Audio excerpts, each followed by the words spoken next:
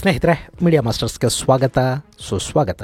ಗೆಳೆಯರೆ, ಬಲೂಚಿಸ್ತಾನ ಧಗ ಧಗ ಧಗ ಉರಿತಾ ಇದೆ. ಸದ್ಯದ ಮಟ್ಟಿಗೆ ಅಲ್ಲಿ ಪಾಕಿಸ್ತಾನಿ ಸೇನೆ, ಪಾಕಿಸ್ತಾನದ ಜನ ಯಾರು ಪ್ರವೇಶ ಕೂಡ ಮಾಡದ ವಾತಾವರಣವನ್ನ ಬಲೂಚ್ ಲಿಬರೇಷನ್ ಆರ್ಮಿ ನಿರ್ಮಾಣ ಮಾಡಿದೆ. ಅವರು ಬಲೂಚಿಸ್ತಾನವನ್ನ ಪಾಕಿಸ್ತಾನದ ಜೊತೆ ಸಂಪರ್ಕಿಸುವ ಎಲ್ಲ ಹೆದ್ದಾರಿಗಳನ್ನ ತಮ್ಮ ವಶಕ್ಕೆ ತಗೊಂಡಿದ್ದಾರೆ. ಅಲ್ಲಿ ಚೆಕ್ ಪೋಸ್ಟ್ಗಳನ್ನ ನಿರ್ಮಾಣ ಮಾಡಿದ್ದಾರೆ. ಅಲ್ಲಿ ಸಂಚರಿಸುವ ಬಸ್ಸು, ಲಾರಿ ಎಲ್ಲ ವಾಹನಗಳನ್ನು ತಡೀತಾರೆ, ಜನರನ್ನ ಕೆಳಗಿಳಿಸ್ತಾರೆ, ಅವರ ಐಡೆಂಟಿಟಿ ಕಾರ್ಡ್ ಚೆಕ್ ಮಾಡ್ತಾರೆ. ಯಾರಾದರೂ ಪಾಕಿಸ್ತಾನಿ ಸರ್ಕಾರಕ್ಕೆ ಸೇರಿದವನು, ಪಾಕಿಸ್ತಾನ್ ಪಂಜಾಬಿನ ನಾಗರಿಕ ಅಂತ ಅನ್ನಿಸಿದ್ರೆ ಅಂಥವರನ್ನ ನಿರ್ದಾಕ್ಷಿಣ್ಯವಾಗಿ ರಸ್ತೆಯಲ್ಲಿ ನಿಲ್ಲಿಸಿ ಗುಂಡಿಟ್ಟು ಕೊಲ್ತಾರೆ. ಹೀಗಾಗಿ ಬಲೂಚಿಸ್ತಾನಕ್ಕೆ ಸಿವಿಲ್ ಡ್ರೆಸ್ ಅಲ್ಲಿ ಸೇನಾ ಸಿಬ್ಬಂದಿಯನ್ನ ಕಳುಹಿಸಿಕೊಡುವ ಪಾಕಿಸ್ತಾನದ ಪ್ರಯತ್ನ ಕೂಡ ವಿಫಲವಾಗ್ತಾ ಇದೆ. ಅಲ್ಲಿನ ಸೇನಾ ಪೋಸ್ಟ್ ಒಂದನ್ನು ನಾವು ವಶಪಡಿಸಿಕೊಂಡಿದ್ದೀವಿ ಅಂತ ಬಲೂಚ್ ಲಿಬರೇಷನ್ ಆರ್ಮಿ ಹೇಳ್ತಾ ಇದೆ. ಹಾಗೆ ಇದುವರೆಗೆ 102 ಮಂದಿ ಪಾಕಿಸ್ತಾನಿ ಸೈನಿಕರನ್ನ ಕೊಂದು ಹಾಕಿರುವುದಾಗಿ ಬಲೂಚ್ ಸ್ವಾತಂತ್ರ್ಯ ಸೇನಾ ಪಡೆ ಹೇಳ್ಕೊಳ್ತಾ ಇದೆ. ಹಾಗಾದ್ರೆ ಪಾಕಿಸ್ತಾನದ ಬಲೂಚಿಸ್ತಾನದಲ್ಲಿ ಏನಾಗ್ತಾ ಇದೆ, ಬನ್ನಿ ನೋಡೋಣ.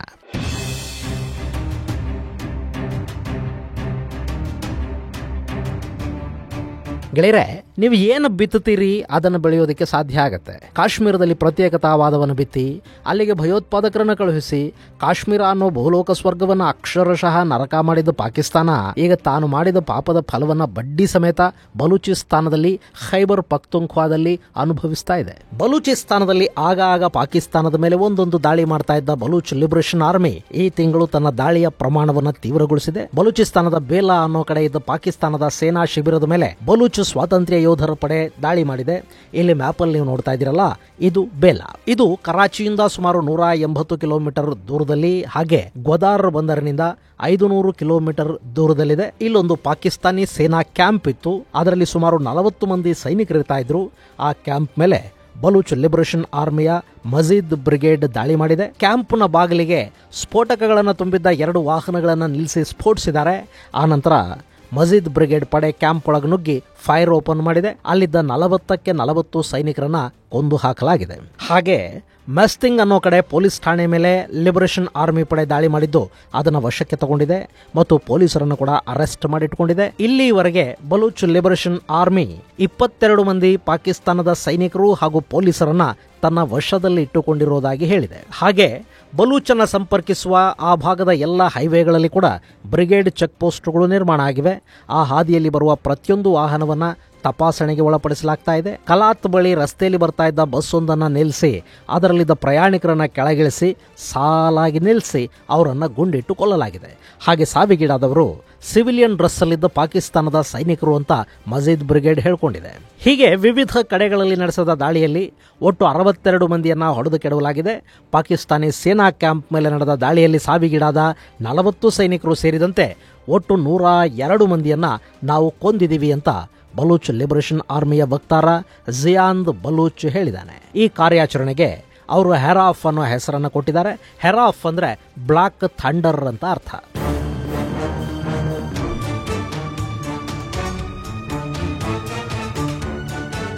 ಗೆಳೆಯರೆ, ಬಲೂಚಿಸ್ತಾನ ಅಂದ್ರೆ ನೀವಿಲ್ಲಿ ಮ್ಯಾಪಲ್ಲಿ ನೋಡ್ತಾ ಇದ್ದೀರಲ್ಲ, ಇದಿಷ್ಟು ಪ್ರದೇಶ. ಇದು ವಿಸ್ತೀರ್ಣದಲ್ಲಿ ಪಾಕಿಸ್ತಾನದ ಅತಿ ದೊಡ್ಡ ರಾಜ್ಯ ಅಂತ ಅನ್ನಿಸ್ಕೊಳ್ಳುತ್ತೆ. ಹಾಗೆ ಜನಸಂಖ್ಯೆ ಅಂತ ಬಂದಾಗ ಪಾಕಿಸ್ತಾನದ ಇನ್ನಿತರ ರಾಜ್ಯಗಳಿಗೆ ಹೋಲಿಕೆ ಮಾಡಿದರೆ ಇದು ಅತಿ ಕಡಿಮೆ ಜನಸಂಖ್ಯೆ ಇರೋ ರಾಜ್ಯ. ಆದರೆ ಪ್ರಾಕೃತಿಕ ಸಂಪನ್ಮೂಲಗಳ ವಿಷಯದಲ್ಲಿ ಬಲೂಚಿಸ್ತಾನ ಪಾಕಿಸ್ತಾನದಲ್ಲೇ ಅತ್ಯಂತ ಸಮೃದ್ಧ ಪ್ರದೇಶ ಅನ್ನಿಸ್ಕೊಳ್ಳುತ್ತೆ. ಇಲ್ಲಿ ಬಲೂಚ್ ಬುಡಕಟ್ಟು ಜನ ವಾಸ ಮಾಡ್ತಾರೆ. ಇನ್ನು ಬಲೂಚಿಗರು ವಾಸ ಮಾಡೋ ಭೂಪ್ರದೇಶ ಇವತ್ತಿನ ಆಫ್ಘನಿಸ್ತಾನದಲ್ಲೂ ಸ್ವಲ್ಪ ಇದೆ, ಇರಾನ್ನಲ್ಲಿ ಕೂಡ ವಿಸ್ತರಿಸಿಕೊಂಡಿದೆ. ಹೀಗಾಗಿ ಅದೆಲ್ಲವನ್ನ ಸೇರಿಸಿ ಗ್ರೇಟರ್ ಬಲೂಚಿಸ್ತಾನವನ್ನ ಮಾಡಬೇಕು, ಅದನ್ನ ಪ್ರತ್ಯೇಕ ದೇಶ ಅಂತ ಘೋಷಿಸಬೇಕು ಅನ್ನೋ ಬೇಡಿಕೆ ಇಲ್ಲಿ ಸಾಕಷ್ಟು ವರ್ಷಗಳಿಂದ ಕೇಳಿ ಬರ್ತಾ ಇದೆ. ಇನ್ನು ಬಲೂಚಿಸ್ತಾನ ಅನ್ನೋದು ಕಲಾತ್ ಅರಸರ ಆಳ್ವಿಕೆಯಲ್ಲಿದ್ದ ಪ್ರದೇಶ ಆಗಿತ್ತು.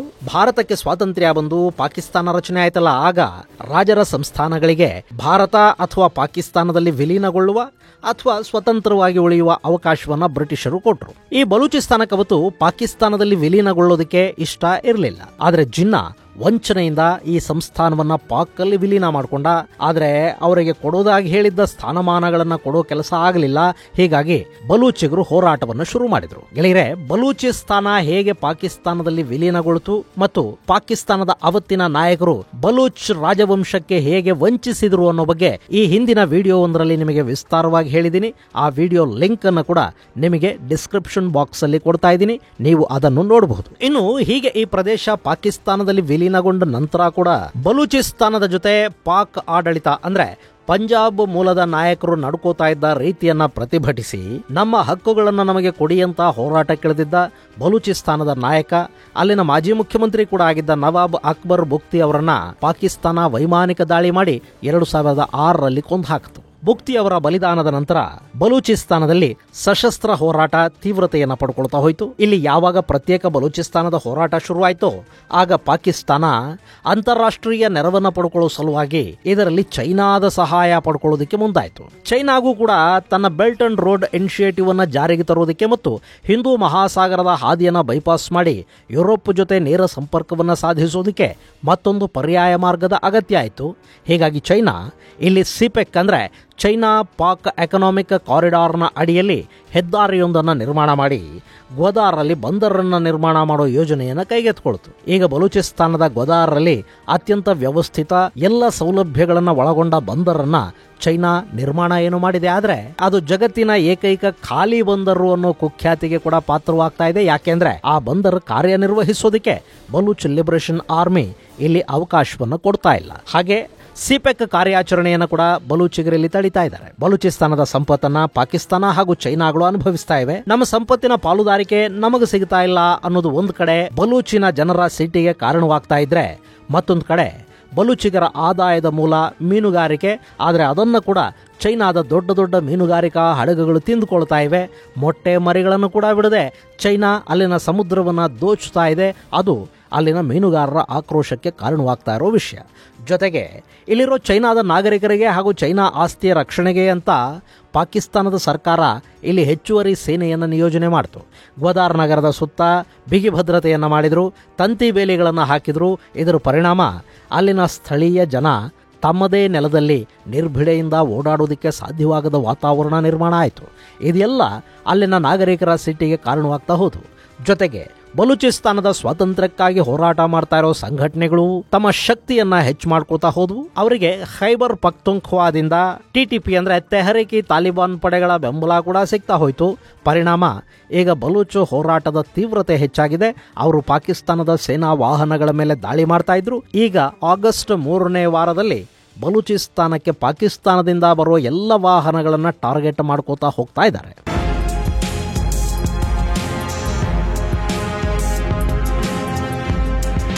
ಇನ್ನು ಈಗ ಇದ್ದಕ್ಕಿದ್ದ ಹಾಗೆ ಈ ಆಪರೇಷನ್ ಬ್ಲಾಕ್ ಥಂಡರ್ ಅಥವಾ ಆಪರೇಷನ್ ಹೆರಾಫ್ ಅನ್ನು ಮಾಡೋದಕ್ಕೆ ಕಾರಣ ಏನು ಗೆಳೆಯರೆ? ಆಗಸ್ಟ್ 26 ಅನ್ನೋದಿದೆ ನೋಡಿ, ಇದು ಬಲೂಚಿಸ್ತಾನದ ನಾಯಕ ನವಾಬ್ ಅಕ್ಬರ್ ಬುಕ್ತಿ ಅವರನ್ನ ಪಾಕಿಸ್ತಾನದ ಸೈನ್ಯ ಕೊಂದು ಹಾಕಿದ ದಿನ. ಹೀಗಾಗಿ ಅದರ ನೆನಪನ್ನ ಬಲೂಚ್ ಲಿಬರೇಷನ್ ಆರ್ಮಿ ಈ ರೀತಿಯಾಗಿ ಆಚರಿಸಿಕೊಳ್ತಾ ಇದೆ. ತಮ್ಮ ನಾಯಕನಿಗೆ ಶ್ರದ್ಧಾಂಜಲಿಯನ್ನ ಶತ್ರುಗಳ ಅಂದ್ರೆ ಪಾಕಿಸ್ತಾನಿ ಸೈನಿಕರ ರಕ್ತ ಹರಿಸುವ ಮೂಲಕ ಸಲ್ಲಿಸ್ತಾ ಇದೆ. ಇನ್ನು ಈ ದಾಳಿಯನ್ನು ಮಾಡ್ತಾ ಇರೋದು ಮಜೀದ್ ಬ್ರಿಗೇಡ್. ಗೆಳೆಯರೆ, ಇವತ್ತು ಬಲೂಚಿಸ್ತಾನದಲ್ಲಿ ಸ್ವಾತಂತ್ರ್ಯಕ್ಕಾಗಿ ಹೋರಾಟ ಮಾಡ್ತಾ ಇರುವ ಅಂದ್ರೆ ಪಾಕಿಸ್ತಾನದ ಸೇನೆಯ ವಿರುದ್ಧ ಕಾದಾಡ್ತಾ ಇರುವ ಸಾಕಷ್ಟು ಚಿಕ್ಕ ಚಿಕ್ಕ ಪ್ರತ್ಯೇಕತಾವಾದಿ ಗುಂಪುಗಳಿವೆ. ಅವುಗಳ ಪೈಕಿ ಅತ್ಯಂತ ಪುರಾತನವಾದದ್ದು ಮತ್ತು ಬಲಿಷ್ಠವಾದದ್ದು ಮಜೀದ್ ಬ್ರಿಗೇಡ್. ಇದು ಬಲೂಚಿಸ್ತಾನ್ ಲಿಬರೇಷನ್ ಆರ್ಮಿಯ ಫಿದಾಯಿನ್ ಪಡೆ. ಇದನ್ನ ಮಜೀದ್ ಅನ್ನೋ ಸಹೋದರರು ಸ್ಥಾಪನೆ ಮಾಡಿದ್ರು. ಹೀಗಾಗಿ ಮಜೀದ್ ಬ್ರಿಗೇಡ್ ಅಂತ ಇದನ್ನ ಕರೀತಾರೆ. ಈ ಹಿಂದೆ ಪಾಕಿಸ್ತಾನದ ಸ್ಟಾಕ್ ಎಕ್ಸ್ಚೇಂಜ್ ಮೇಲೆ ನಡೆದ ದಾಳಿ, ಕರಾಚಿಯ ಚೈನಾ ರಾಯಭಾರ ಕಚೇರಿ ಮೇಲೆ ನಡೆದ ದಾಳಿ, ಗ್ವದಾರ್ನ ಹೋಟೆಲ್ ಮೇಲೆ ನಡೆದ ದಾಳಿ, ಯೂನಿವರ್ಸಿಟಿ ಗೇಟ್ ಅಲ್ಲಿ ಚೈನಾದ ಪ್ರಜೆಗಳಿದ್ದ ವಾಹನವನ್ನು ಸ್ಫೋಟಗೊಳಿಸಿದ ಪ್ರಕರಣ, ಇದೆಲ್ಲದರ ಹಿಂದಿದ್ದದ್ದು ಇದೇ ಮಜೀದ್ ಬ್ರಿಗೇಡ್. ಇದು ಎಷ್ಟು ಶಕ್ತಿಶಾಲಿಯಾಗಿದೆ ಅಂದ್ರೆ ಇದರಲ್ಲಿ ಆತ್ಮಾಹುತಿ ದಾಳಿ ನಡೆಸೋದಕ್ಕೆ ಜನ ಇದ್ದಾರೆ. ಫತಾ ಅನ್ನೋ ಸ್ಪೆಷಲ್ ಸ್ಕ್ವಾಡ್ ಇದೆ. ಹಾಗೆ ಸ್ಪೆಷಲ್ ಟ್ಯಾಕ್ಟಿಕಲ್ ಆಪರೇಷನ್ ಬ್ರಿಗೇಡ್ ಕೂಡ ಇದೆ. ಸೇನಾ ತರಬೇತಿಯನ್ನು ಇವರಿಗೆ ಕೊಡಲಾಗುತ್ತೆ. ಇವರದ್ದೇ ಆದ ಇಂಟೆಲಿಜೆನ್ಸ್ ಇದೆ. ಬಲೂಚಿಸ್ತಾನಕ್ಕೆ ಪಾಕಿಸ್ತಾನದಿಂದ ಸ್ವಾತಂತ್ರ್ಯವನ್ನು ಕೊಡಿಸೋದಕ್ಕೆ ಇವರು ಹೋರಾಟವನ್ನು ಮಾಡ್ತಾ ಇದ್ದಾರೆ. ಜೊತೆಗೆ ಬಲೂಚಿಸ್ತಾನ ಅನ್ನೋದು ಗುಡ್ಡಗಾಡು ಪ್ರದೇಶಗಳಿಂದ ಕೂಡಿರೋದ್ರಿಂದ ಇವರಿಗೆ ಗೆರಿಲ್ಲಾ ಮಾದರಿಯ ಯುದ್ಧಗಳನ್ನು ಮಾಡೋದಕ್ಕೆ ತುಂಬಾ ಸುಲಭ ಕೂಡ ಆಗ್ತಾ ಇದೆ. ಈ ಪಡೆ ಈಗ ಪಾಕಿಸ್ತಾನದಿಂದ ಬಲೂಚಿಸ್ತಾನಕ್ಕೆ ಸಂಪರ್ಕವನ್ನು ಕಲ್ಪಿಸುವ ಹೆದ್ದಾರಿಗಳನ್ನು ತನ್ನ ವಶಕ್ಕೆ ತಗೊಂಡು 102 ಮಂದಿ ಪಾಕಿಸ್ತಾನಿ ಸೈನಿಕರನ್ನು ಕೂಡ ಕೊಂದು ಹಾಕಿದೆ. ಇವರ ದಾಳಿಯ ತೀವ್ರತೆಯ ಕಾರಣಕ್ಕೆ ಗ್ವದಾರ್ನಿಂದ 45 ಕಿಲೋಮೀಟರ್ ದೂರದಲ್ಲಿ ಚೈನಾದಿಂದ 250 ಮಿಲಿಯನ್ ಸಾಲ ಪಡ್ಕೊಂಡು ಪಾಕಿಸ್ತಾನ ನಿರ್ಮಾಣ ಮಾಡಿದ್ದ ಏರ್ಪೋರ್ಟ್ನ ಉದ್ಘಾಟನೆಯನ್ನು ಕೂಡ ಮುಂದೂಡಲಾಗಿದೆ. ಅಲ್ಲಿಗೆ ಪಾಕ್ ಪ್ರಧಾನಿ ಶಹಬಾಜ್ ಶರೀಫ್ ಬರಬೇಕಿತ್ತು. ಆ ವಿಮಾನ ನಿಲ್ದಾಣದ ರಿಬ್ಬನ್ ಕಟ್ ಮಾಡಬೇಕಾಗಿತ್ತು. ಆದರೆ ಬಲೂಚ್ ದಾಳಿಗಳ ಕಾರಣಕ್ಕೆ ಹೆದರಿದ ಪಾಕಿಸ್ತಾನದ ಪ್ರಧಾನಿ ಏರ್ಪೋರ್ಟ್ ಉದ್ಘಾಟನೆಯ ಕಾರ್ಯಕ್ರಮವನ್ನು ಮುಂದೂಡಿದ್ದಾರೆ. ಅದಕ್ಕೆ ನಿರ್ದಿಷ್ಟ ದಿನಾಂಕವನ್ನು ಕೂಡ ಪಾಕಿಸ್ತಾನ ಇನ್ನೂ ಘೋಷಣೆ ಮಾಡಿಲ್ಲ.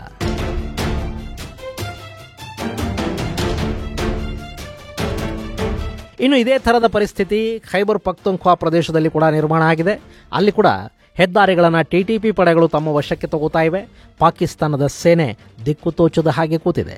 ಇದು ಬರೀ ಪಾಕಿಸ್ತಾನಕ್ಕೆ ಮಾತ್ರ ಅಲ್ಲ, ಚೈನಾಗೆ ಕೂಡ ದೊಡ್ಡ ಹೊಡೆತಾನೆ. ಗೆಳೆಯರೆ, ಇಲ್ಲಿ ಕೆಲಸ ಮಾಡ್ತಾ ಇರೋ ಚೈನಾ ಕಾರ್ಮಿಕರು ಹಾಗೂ ಚೈನಾದ ಆಸ್ತಿಗಳ ರಕ್ಷಣೆಗೆ ಚೈನಾದ ಒಂದಷ್ಟು ಸೇನಾ ತುಕಡಿಗಳು ಕೂಡ ಇಲ್ಲಿ ಕೆಲಸ ಮಾಡ್ತಾ ಇವೆ. ಆದರೆ ಅವರು ಕೂಡ ಈಗ ಏನೂ ಮಾಡಲಾಗದ ಸ್ಥಿತಿಯಲ್ಲಿದ್ದಾರೆ.